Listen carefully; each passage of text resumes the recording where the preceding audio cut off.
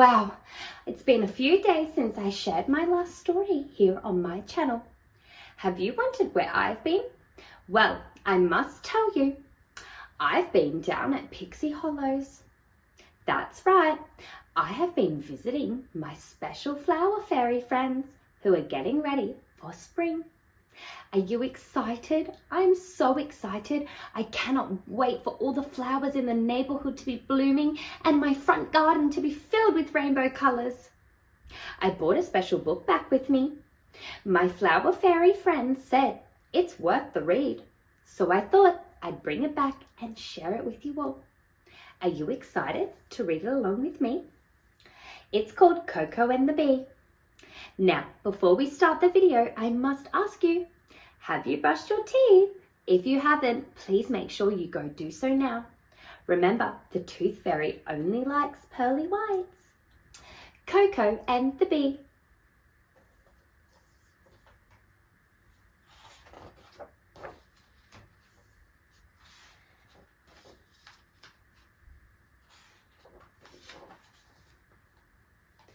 Coco started at the soil. She felt very unsure about touching it. What if there were worms? But as soon as she pushed her paws into the cool, dark earth, she purred joyfully. It felt wonderful. Now you're ready to sprinkle some seeds into the little holes you've made, said Daddy Cat. Coco stared at the tiny specks in her paw. There are really strawberries in here? Sure are, said Daddy Cat. Even our big apple tree started out as a little seed. The idea that a tree as tall as their house, as well as all of its apples, could somehow be bundled up inside a seed made Coco dizzy with wonderment. Inside each seed is a set of instructions telling it how to grow bigger. Your seeds will follow instructions to become strawberries, while my seeds will follow different instructions to grow into pumpkins, added Daddy Cat. Coco didn't like pumpkins. She whispered to her seeds, just in case. You are not pumpkins. Coco covered her strawberry seeds gently with soil. Then she blew them a kiss. Love is the secret ingredient for extra juicy strawberries, she said.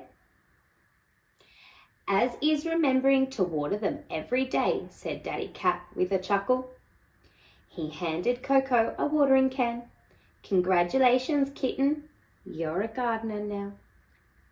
Coco thought gardener seemed such an ordinary word for something as extraordinary as this.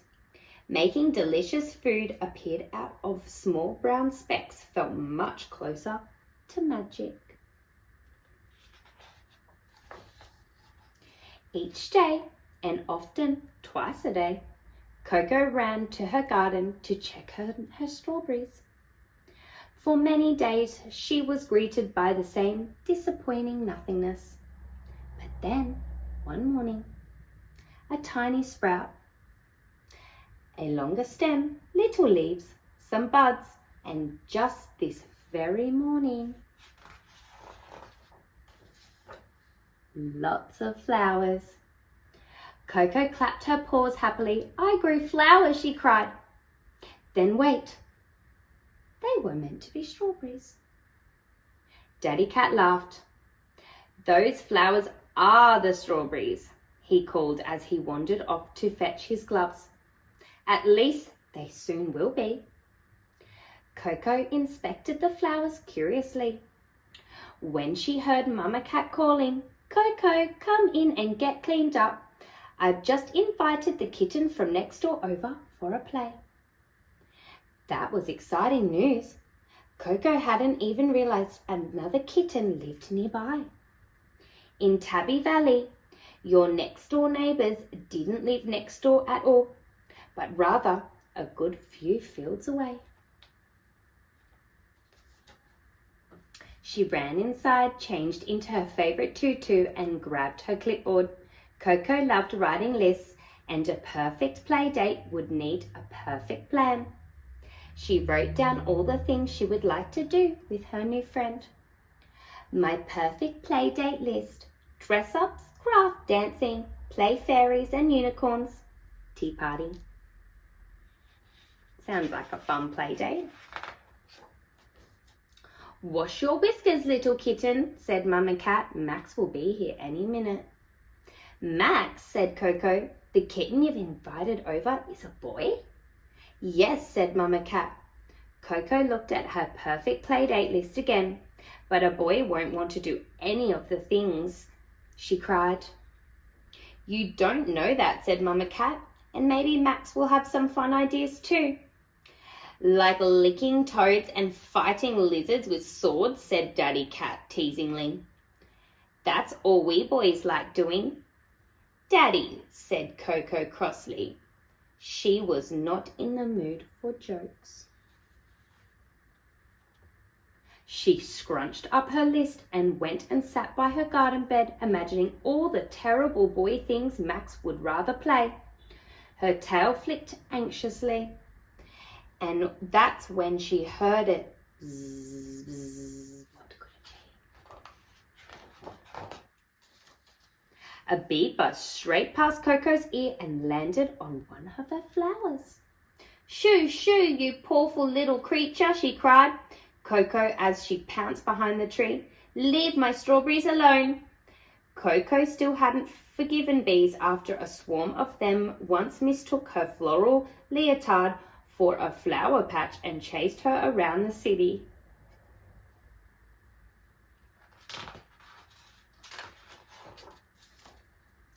Well, would you like strawberries or would you like me to buzz off, dear? Asked the bee, because I'm afraid you can't have both. For a moment, Coco's curiosity grew greater than her fear. Oh, strawberries, please, she said quietly. Then Coco watched as the bee hovered over each of her flowers. Flowers to strawberries I create, buzz, shake, pollinate, chanted the bee. Then glittering golden dust shimmered from the bee's fuzzy body, landing right in the center of each of her flowers. Meow, whispered Coco, memorized by the magical display. Thank you, little food fairy. My pleasure, said the bee. You're not so scary when you're on your own, but where's the rest of your hive? Asked Coco, looking around nervously. I don't live in a hive, said the bee, sounding slightly offended. I'm a solitary bee. I live alone and in an underground burrow. Just me and my babies. Ha, laughed Coco. She thought the bee was joking. A burrow, Coco repeated. Rabbits live in burrows, not bees. But the bee stared back at her seriously. You're thinking of honeybees, dear, she tutted. You'll see. That's the problem when you group lots of things together. You start thinking we're all the same. But there are many kinds of bees and we're all very different. Coco was amazed. Look, I'll show you, said the bee, leading Coco around the garden. It was true.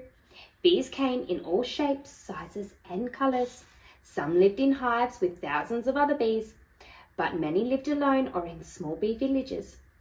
Some dug underground burrows, others lived in tiny cracks in logs, while some bees could even drill holes in trees. Some made honey, but many made only enough to feed their babies.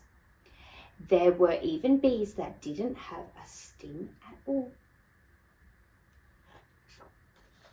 We share the same name, but it doesn't mean we're all the same, said the bee. Some of us are more like butterflies than bees. Did you know a few of us even like to dance? Really, said Coco. Ballet or jazz? The bee laughed, buzzing quietly like an elf's lawnmower. It's called the waggle dance. See that honeybee? She's found a lovely new patch of flowers. When she gets back to the hive, she'll do her dance, which directs the other bees back to these flowers. Coco really wanted to see the waggle dance, but she heard Mama Cat calling, Coco, Max is here. I have to go, said Coco sadly, her tail twitching again. My mum is making me play with a boy today. What's wrong with boys? Said the bee. They're all, started Coco, but then she remembered all the different bees in her garden and decided to stop. I guess I better go find out, she added. Coco greeted Max awkwardly. Hello, she said, feeling quite unsure what to suggest they do. Do you want to go play in the woods? Asked Max brightly.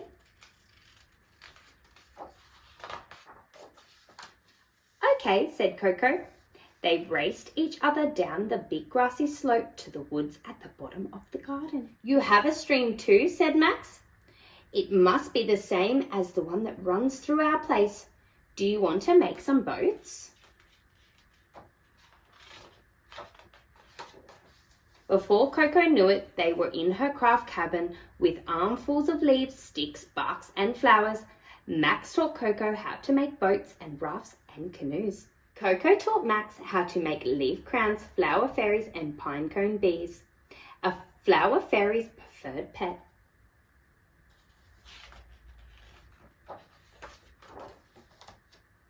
Back at the stream, they raced their boats down the rapids and built a kingdom for their flower fairies. Stick forts, rock caves and bridges, moss beds and toadstool tables. Suddenly a lizard appeared on the other side of the stream.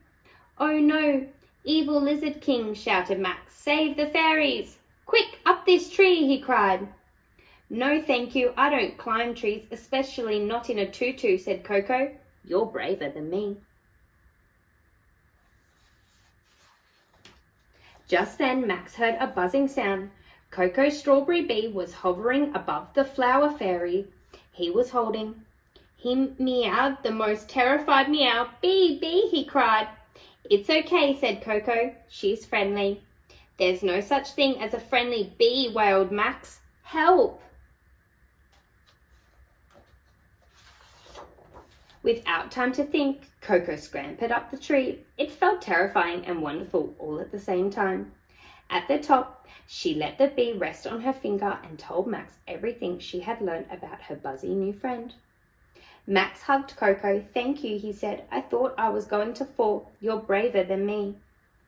They sat quietly for a while, admiring the kingdom they had created together below. Do you like reading? Asked Max. I love reading, said Coco. Books were currently #1 on her favourite things list. Max reached into his pocket and pulled out a piece of paper. These are the books I'd like to read next, he said. You write list, beamed Coco. She hugged Max tightly and said, You're a good boy. Then she realised how silly that sounded, and they both laughed till their bellies hurt. Coco realised boy was only one thing that made Max who he was. He was also kind and funny, creative and interesting, and many more things Coco was yet to discover. The afternoon whizzed by in a blur of fun, as did many afternoons after that. Coco thought their friendship couldn't possibly be any sweeter until one day it did.